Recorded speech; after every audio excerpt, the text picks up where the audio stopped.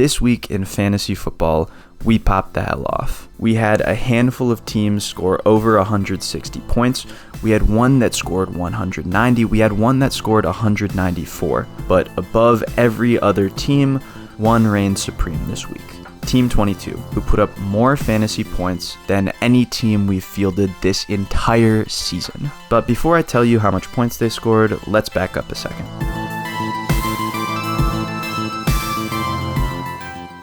If you're unfamiliar with this series, I drafted 25 fantasy football teams at the beginning of the year to answer the question, am I good at fantasy football? I've been playing this game for a lot of my life, and I just wanted to see whether or not I'm good at it. Once and for all, figure that out. And while we're still quite a ways off from answering definitively that question, this week was a huge step forward in the right direction. Out of all 25 teams this week, just guess how many teams lost. In past weeks, we've had 10 teams lose.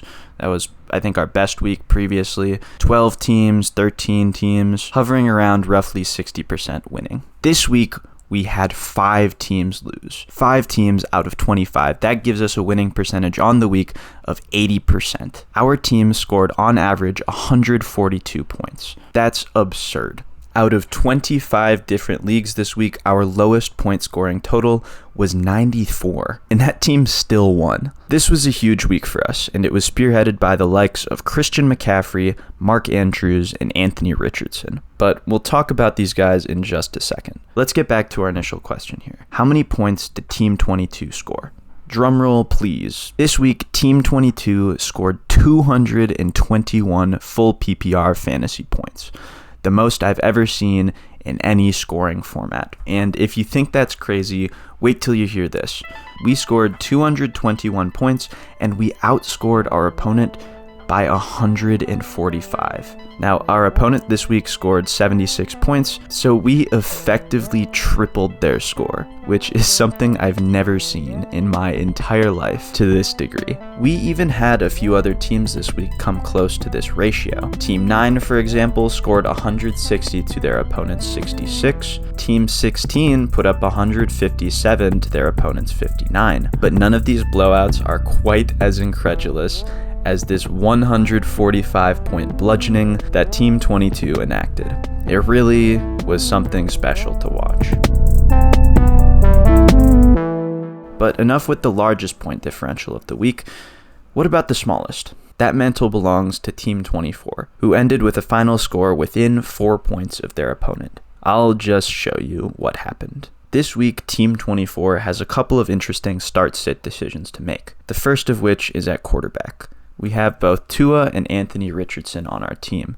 Both quarterbacks have their question marks, with Tua going up against a tougher Buffalo defense and Anthony Richardson coming off of a minor injury. Between these two, we pick Tua to plug into our starting lineup, hoping that Miami's red-hot offense can get into a shootout with Buffalo and Tua can score some points. Next, we have to make the choice of who to put in at our second receiver position. This team was one that drafted Cooper Kupp, and although we have Keenan Allen holding down our wide receiver position, it's not really the strength of our team. Our options to fill in the second wide receiver spot are Terry McLaurin, Jerry Jeudy, and Puka Nacua. Now, I had an entire video on Puka last week, or actually 2 weeks ago, and I can't lie, I've been kind of scared holding Puka, wondering when his floor is going to come out. He's a day 3 rookie, and eventually he has to start looking like one, right?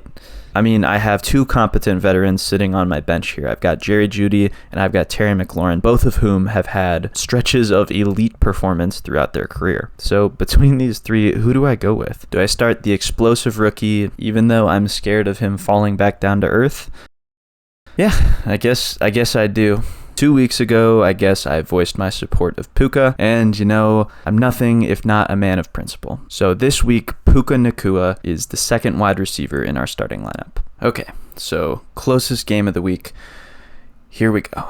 Thursday Night Football starts us out with Amon-Ra St. Brown scoring 16.6 points, and my beloved Packers defense putting up a goose egg to dig us into a small hole early on. Sunday rolls around, and Bijan starts us off in London, putting up 19 points. Josh Jacobs clutches up with his first good performance of 2023, putting up 28 points. But wait, Mark Andrews just put up 25 points. Alvin Kamara put up 21, and we absolutely whiff on our Buffalo-Miami prediction. Devon Achane ends up doing the bulk of the scoring for the Miami offense, and guess who has Devon Achane? That's right, he puts up 27 points for my opponent, while Tua puts up a measly 14. Anthony Richardson, on the other hand, puts up a cool 30-point game on our bench. So that's cool. We whiffed on one of our decisions. And at this point, it's looking dire until our other decision pays dividends. And along comes Puka frickin' Nacua, catching a walk-off touchdown in his game en route to a 31-point performance. Add that to a cool 18 from DeAndre Swift and Tyler Bass's 14, and we score enough to overcome our opponent. Whew. We win 140 to 137, and this game ends up being our closest game of the week. Boy, oh boy, was that close.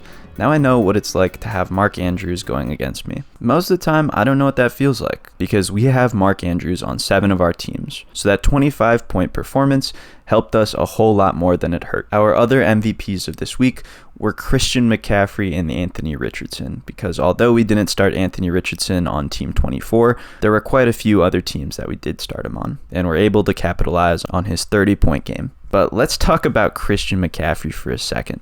He put up 45 points this week, possibly having the single greatest fantasy performance so far this year. And we started him on 8 different teams, all of whom won this week. Each of these teams put up an average of 170 points and won by almost 65. So that just goes to show how well almost every single one of these squads performed as a team. But before we wrap up this video, there's one more team that I want to show you this week. Team 2, who won their matchup 169 to 149, advancing their record to 1-3?